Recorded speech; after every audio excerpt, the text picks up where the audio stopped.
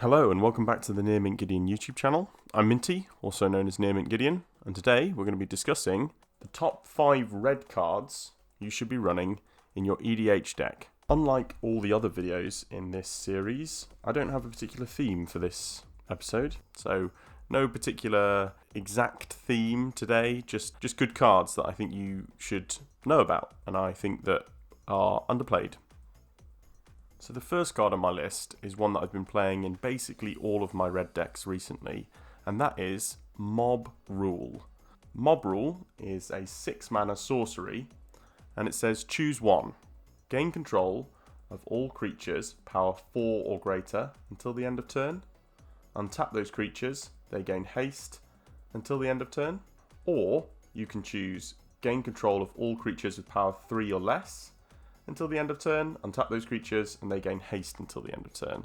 So this is a mass treachery effect. So it means that you can basically steal your opponent's creatures for a turn, borrow them, and swing out and deal a load of damage. What I really like about this card is it's one of two things.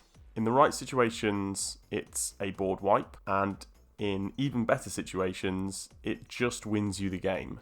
There's been many times where I've tapped out for a mob rule and sent particular creatures at particular opponents that I know that they can either block or kill, and the creature count drops dramatically after playing a mob rule. If you have a sacrifice outlet, something like an astronaut's altar, out on the battlefield when you play a mob rule, you never give the creatures back because they all die, and that's just basically a board wipe. And a lot of the time, this just kills people. It kills people out of nowhere, and they don't see it coming. They lose all of their creatures on their side, so they don't have any blockers, and you just kill people. And it's 6 mana, so it's much more efficient than something like a Insurrection. Much more mana efficient than that. And it just kills people. It kills people out of nowhere, and it wins games. So if you haven't got a copy of Mob Rule, you might want to pick one up. It's an insane card. Card number 2 on my list is Tectonic Giant.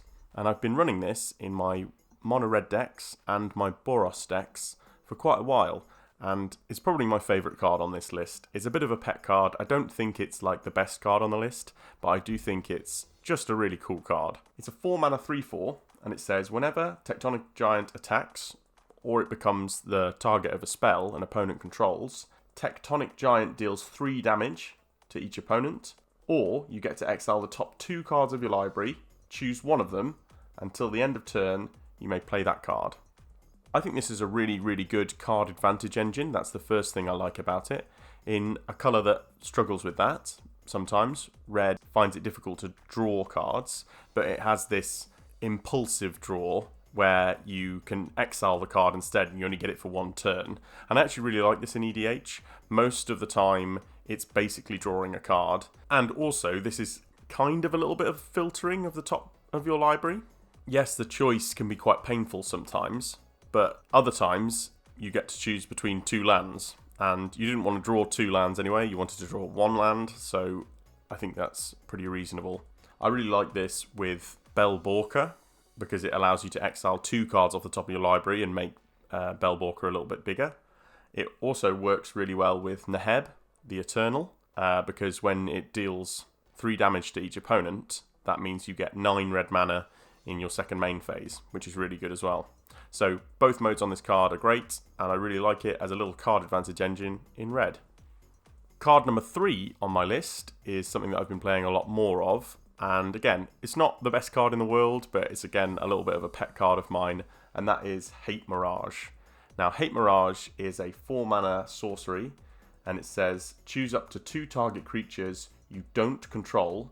For each of those creatures, create a token copy, and that token copy gains haste. Exile them at the beginning of the next end step. I really like Hate Mirage because I think it's just really good value for a red deck. A lot of the time in EDH, you're going to have opponents really trying to abuse enter the battlefield effects. See my previous video on white cards entering the battlefield. It's just really good value to be able to steal 2 enter the battlefield creatures and have their enter the battlefield triggers trigger and then gain advantage through that. It also gives you access to creatures that red might struggle to have access to, like a Moldrifter or a Ravenous Chupacabra. and it can be quite versatile in certain situations.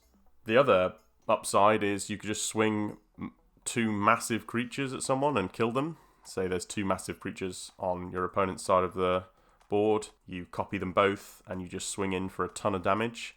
That's the other way of gaining a large advantage through this card. I really like it, and if you're running Rebek, the new end of turn matters commander, or Sundial of the Infinite, you get to keep the tokens forever, so that's great.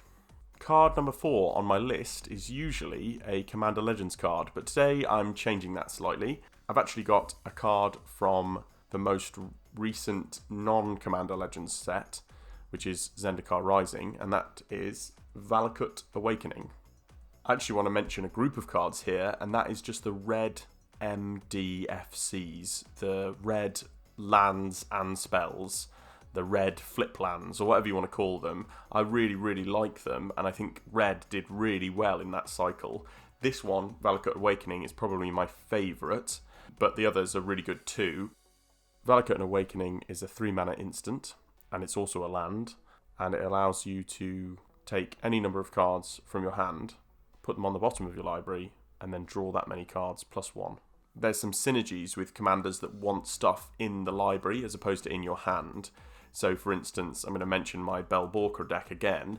The curve on that deck is very high. I've got a lot of big stuff, and sometimes I don't want that big stuff in my hand, I want it in my library.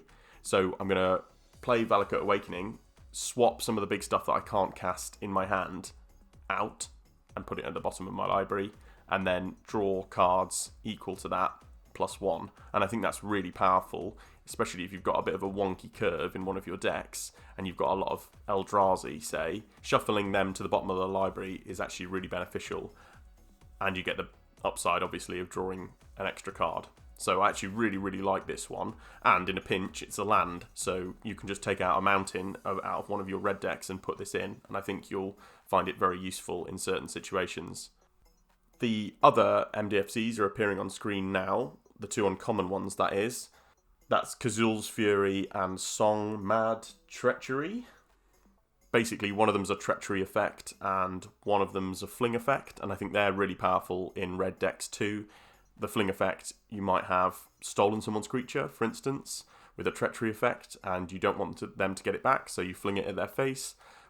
Red decks tend to have lots of big creatures, so flinging something at someone's face might actually win you the game. Song Mad treachery effects are okay in Commander anyway, but when it's just a land as well, there's no reason why you shouldn't run that card.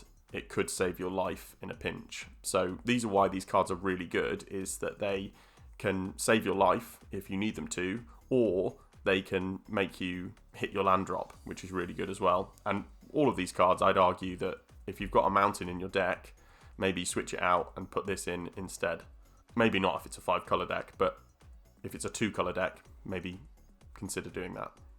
The final one is Shatter Skull Smashing, and that one is the mythic version, and that's obviously really good as well, just acting as a little bit of removal for problematic creatures and or planeswalkers, but also being a land as well. All of these cards could literally save your life in a game of Commander, and that's something that a mountain just can't do. So I think these cards are really good, and you should be running them in your decks. Sorry, that's a little bit of a cheat. I'm talking about 4 cards all in one slot. Velika Awakening is the card that I think is the best out of them, but the others are very good too. My final card is Fury Storm, and I'm going to bring this one up now because I think it's got significantly better with the release of new partner commanders. So Fury Storm is a 4-mana instant, and it says, when you cast this spell, copy it for each time you've cast your commander from the command zone this game.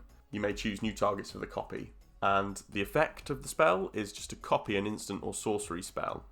So with the new partners, these Storm cards, Commander Storm cards, have got a lot better, because now you'll maybe be running 2 commanders instead of 1, and the Storm count of your commander counts both commanders.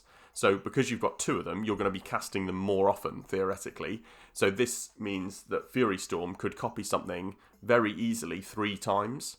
let's say you've cast both of your partner commanders.